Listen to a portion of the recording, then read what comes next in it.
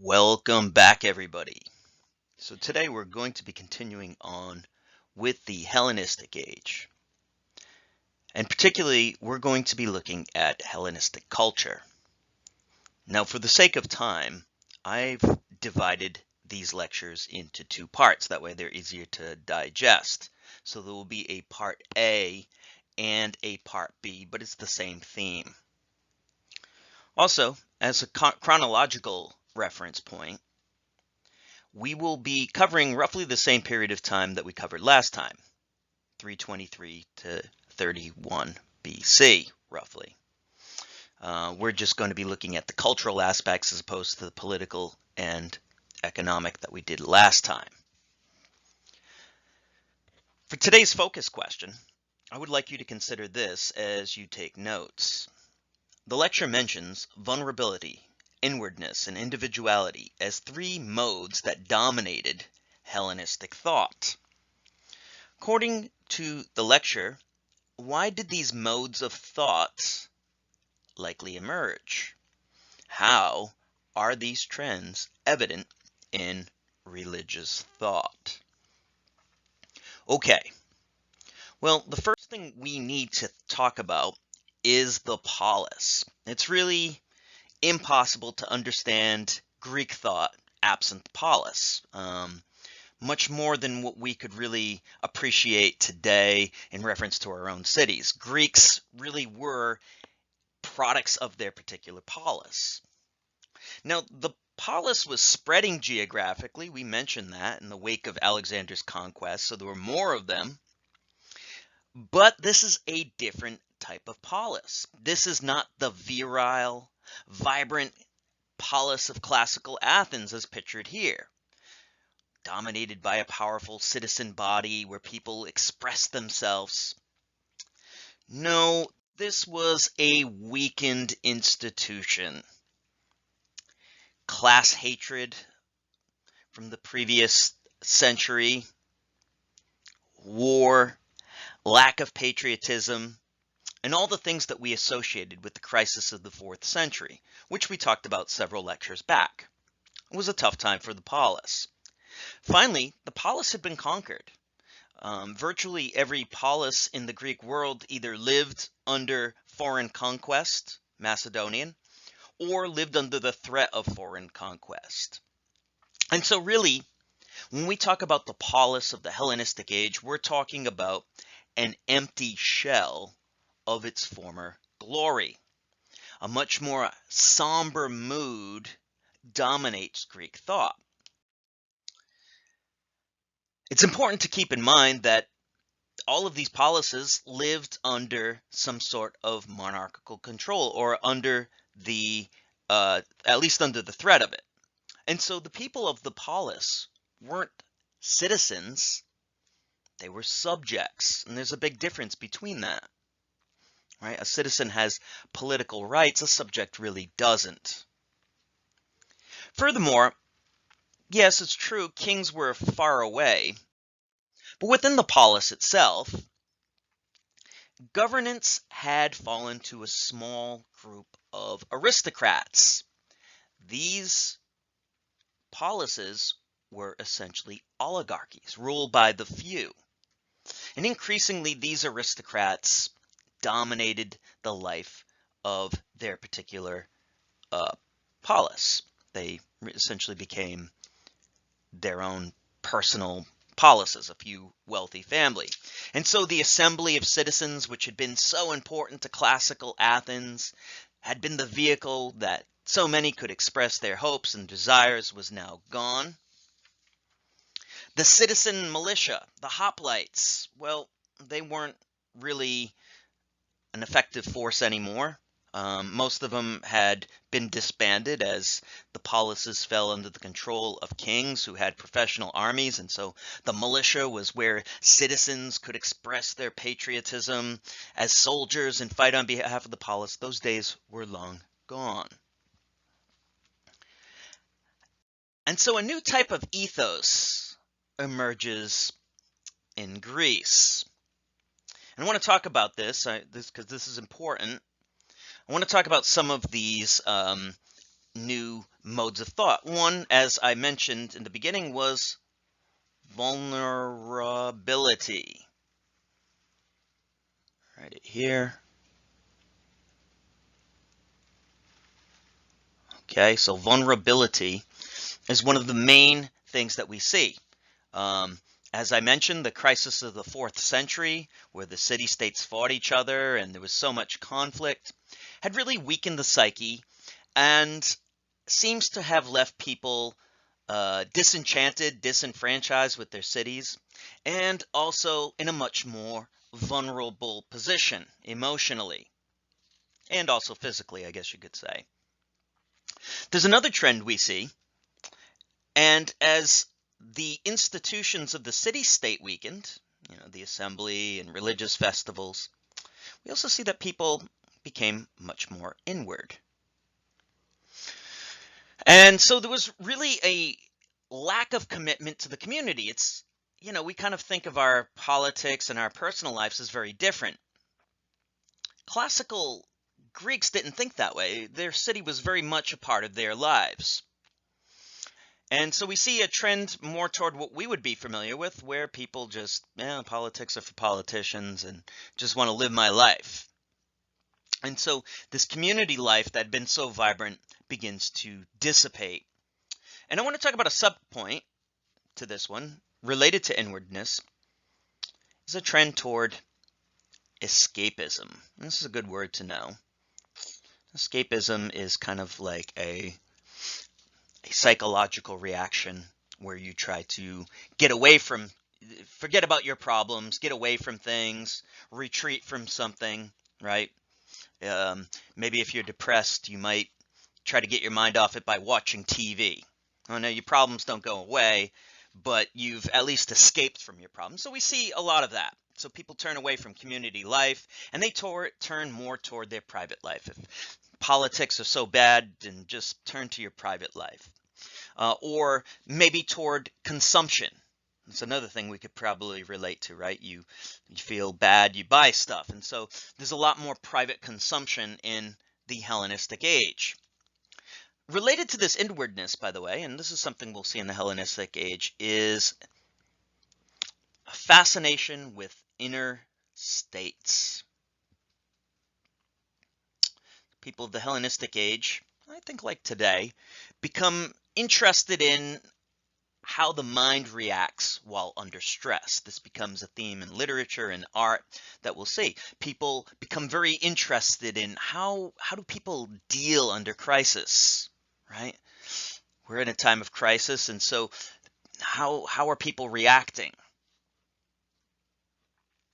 And the last point I want to make, and I'll write it down here, is the Hellenistic Age sees a rise of individuality. See if I'm spelling the individual. That's an A. It's tough being a professor and not being able to spell, I have to tell you. So individuality becomes another main avenue, and that's related to the last point too. People shift their interests away from the polis. And so what we're going to do both in this lecture now and in our upcoming lectures, we're going to explore these things: vulnerability, inwardness, and individuality. Okay, well, one of the first places that I want to look is in religion, because we a new sort of religious mode taking over. In many ways, the Hellenistic Age is a time of religious uncertainty. All right. There's a obsession, in a sense, with the goddess Tyche. And this is Tyche presented here. And Tyche would translate to fate. So this is kind of a strange goddess. Some of the goddesses actually just are the personifications of like an idea. And Tyche is one of them. Her name means fate, and she was thought of as like fate or luck. And so it's probably not surprising that we see this obsession with Tyche in a time where people are feeling powerless and they're feeling anxious, right? If you believe that luck is a god, well, you probably might want to try to appease this god so that you can have good luck, right? Tyche was believed to control people's destiny, and so people became really obsessed with this. And in some ways, Tyche was seen as more powerful than the other gods. Even the other gods seemed to have fate attached to them. And so she really became a powerful goddess during the Hellenistic time. And we see that there's a decline then in interest in the older gods, like Zeus, pictured here. So we have a decline of the Olympian gods. And this isn't surprising either. If you think way, way back to our heroic age lecture, the Dark Ages, these gods kind of behaved more like aggressive aristocrats, right? These gods were really just concerned about their own glory, their own honor. We wouldn't think of them as really good gods today. They were concerned with prestige and not really concerned with people. Furthermore, many of these gods were concerned with or attached to particular cities. And we know that the state of the city, the polis, was in decline. They were really associated with the older period of time, the glories of the classical age. For instance, Athena is one of the Olympian gods, and she was closely tied with Athens. And so as Athens' prestige fell, so did Athena's. Oftentimes, Greek gods in the classical age, they were worshipped with big festivals, kind of like gigantic feasts, which were probably fun to attend, a lot of partying and drinking and eating and dancing, but they weren't very spiritual events, and so they didn't really cater to people's spiritual needs. And the Hellenistic Age saw a rise in people concerned about spirituality and their spiritual needs. And so, as part of their turn away from the Hellenistic gods, or I should say the classical gods, there was a turn toward the Eastern gods. And so we see a rise of Eastern influence in religion. Now, the Greeks had a long fascination with the religious traditions of the East, even before Alexander. But in the wake of Alexander's conquest, the Greeks now found themselves up close and personal with many of these Eastern gods and their cults. Undoubtedly, mercenaries fighting on behalf of the Seleucid in the Near East, or the Ptolemies in Egypt, brought these back with them. Travelers and merchants must have brought these ideas with them. One of the things that we see become very popular in the Greek world, was astrology. Astrology, of course, is attempts to supposedly discern your future based off of the stars, and this had been developed in Babylon. But as the Greeks became more fascinated with fortune and its vicissitudes, they became more attracted to astrology. Now, in the case of many of these Eastern religions and Eastern cults, we see in the Greek world a process called syncretism. S-Y-N-C-R-E-T-I-S-M,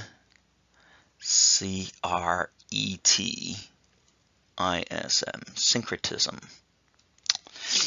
And syncretism is the blending of the elements of an Eastern god with a Greek god. Okay? So oftentimes in paganism, in polytheism, gods have certain similarities. A sky god, one culture will have a sky god, and the other culture will have a sky god. And so they'll combine the two. A classic case of this is Zeus Ammon. Zeus was obviously the sky god of the Greeks. Ammon was the sky god of the um, Egyptians, or one of their sky gods anyways. And the Greeks said, your sky god, our sky god must be the same person. And so Zeus Ammon is a case of syncretism where we combine the two. Now, along with the rise of Eastern influence, and sometimes coming right along with it, is the rise of a phenomenon that became very popular in the Hellenistic world, and that is the mystery cult. All right, so mystery cults proliferated.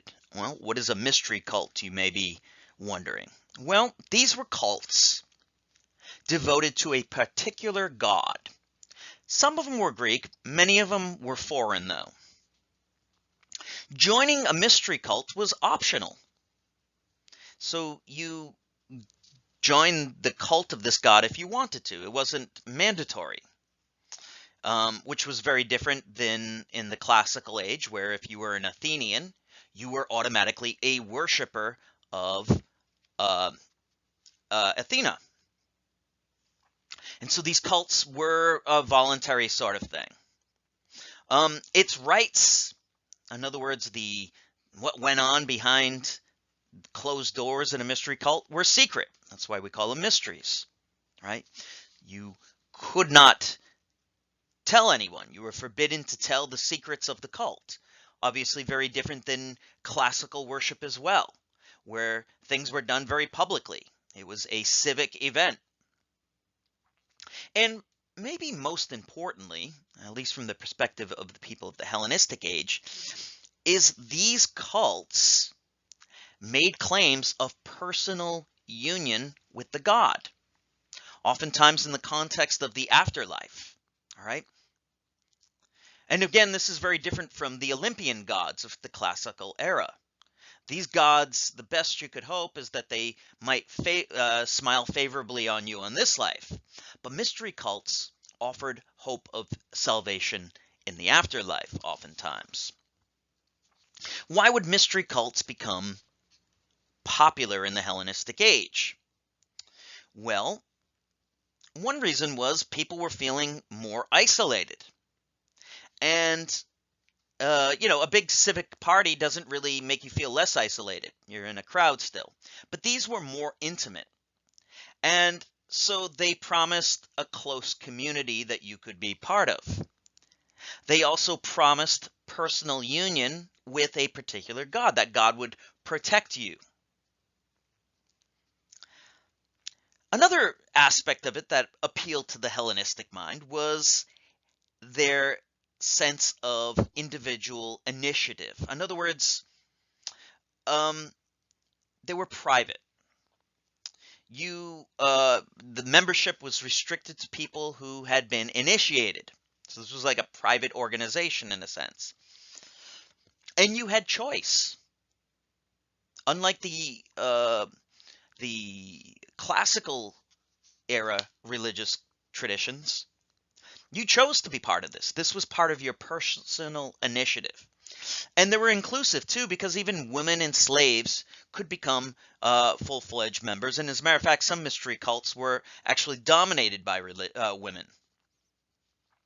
And of course, the fact that they were salvific, that's a tough word to say. They promised some hope of salvation. These were more caring gods. And in a time of vulnerability, we want gods who are going to care more for us. One of the most popular was Asclepius, the cult of Asclepius, and he was a person a god who was supposedly capable of curing diseases, and so he was very popular. People were concerned about dying like they are today and disease, and so Asclepius's cult, you may know him. If you've ever seen the staff with the serpent going around it, we use it for medicine today. That's the staff of Asclepius. Or Isis, who promised her devotees a blessed afterlife. And so these really appeal to the Hellenistic mind. We're going to have a separate section on art, but I just want to talk specifically here about religious art because there's a transformation here. One of the things that we see is we start to see temples with really adorned interiors. All right, so the interior of temples became much more rich and expressive. They also became longer so that they could accommodate more people. It's a common misunderstanding is that in the ancient world, people hung out in temples like people hang out in churches and synagogues today. That really was not the case. Most worship was done outdoors in the classical age. There would be an altar put outside the temple on feast days. There would be parades, festivals, but people didn't really spend all that much time inside the temple. That's just basically where the statue lived. In the Hellenistic Age, that begins to change. Temples became places where people could meditate and think and reflect. The cult statues also became much more expressive. This, it may be hard to tell here, but this is a picture of um, Asclepius Blackus is the particular cult statue. And the statues, and this is an example of one, were structured differently. This statue is actually downward looking. It has more of an inviting sort of facial expression on the statue, almost inviting one to come in. And so, kind of going along with these more caring gods, the statues themselves, the artists tried to make them more expressive. Okay. Well, what I'd like you to do is I'd like you to think and reflect on this particular lecture. We mentioned vulnerability, inwardness, and individuality as three dominant modes of Hellenistic thought, much more so than we had seen in the classical age. According to the lecture, why did these modes of thought likely emerge? Also, how are these trends evident in religious thought? I'll see you for part B of this lecture.